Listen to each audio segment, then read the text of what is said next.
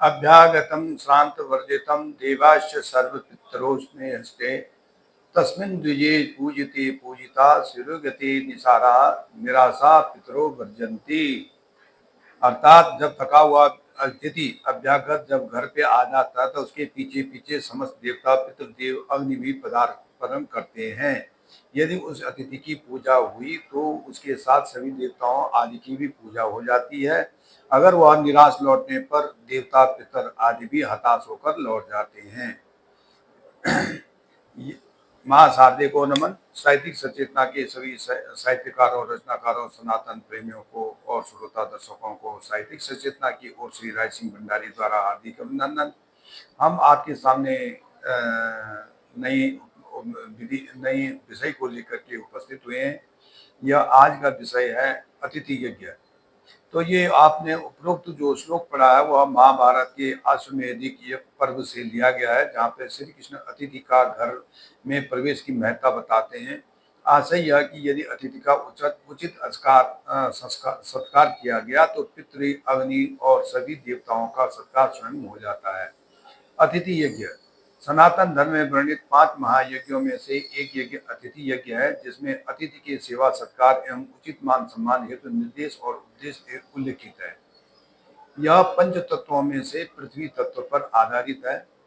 अतिथि का अर्थ और अर्थात नहीं, अतिथि का अर्थ समय, अर्थात ऐसा व्यक्ति जो समय बताकर नहीं आता है और किसी भी समय पर वह पहुंच सकता है, वह अतिथि है। वह कोई भूखा प्यासा निर्धन भिखारी भी हो सकता है और कोई साधु संत भी हो सकते हैं। उनकी तन मन हृदय और आत्मा से सेवा ही सर्वोत्तम सेवा है। इनसे देवता और पितृ प्रसन्न होते हैं। यही अतिथि यज्ञ है। अतिथियों का प्रसंग। इस अतिथि यज्ञ में हमारे पुराणों में लिखा गया कि हमारे पुराने उपनिषदों में अतिथि यज्ञ का बहुत संदर्भ आता है। चाहे वे अतिथि कोई भी देव भेष बदल कर आए, माता अनसुया की को त्रिदेवों की परीक्षा, विश्वामित्र द्वारा हरिश्चंद्र की परीक्षा, दुर्वासा के द्वारा पांडवों को भोग देने का आह्वान, ऐसे कई उदाहरण मिल जाएंगे जहाँ पे अतिथियों का सम्मान करना ही हमारा प्रथम कर्तव्य रहा है। अतिथि देवो भव, यह अद्वितीय परंपरा केवल सनातन धर्म में ही है, जहाँ पर गृह स्वामी भूखा रह जाएगा लेकिन अतिथि का सत्कार वह अपने यथा योग्य करेगा। इसलिए कहा है कि मेहमान जो हमारा होता है वह जान से प्यारा होता है। अच्छा, अर्थात अतिथि अपने हृदय से भी, अपने मन मतलब पूरे अपने हृदय से भी प्यारा होता है। लेकिन अतिथि के रूप में हमारी संस्कृति पर भी कभी कुठाराघात हुए हैं। पहले विदेशी आए जो हमें अतिथि के रूप में आए, हमने उनका सत्कार किया लेकिन हमें वो लूट कर चले गए। फिर उसके बाद ब्रिटिश आए जो एक छोटा अतिथि के रूप में आए, लेकिन उन्होंने भी हमारे ऊपर राज किया।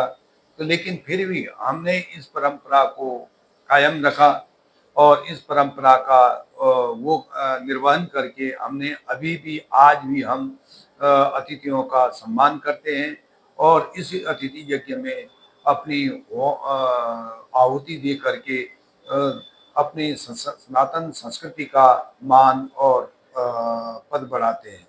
इसीलिए हमारा जो ये सनातन धर्म है वह अन्य धर्मों से उत्तम और अभिन्न है और इसीलिए इसकी परंपरा अद्वितीय, लोकप्रिय और सदा हितकारी रही है।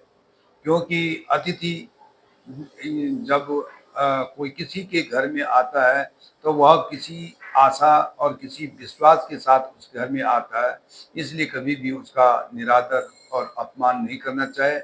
उसको यथा योग्य सम्मान और सेवा शुश्रूषा करनी चाहिए। यही अतिथि यज्ञ का एक उपदेश है। धन्यवाद। राय सिंह भंडारी, गुड़गांव।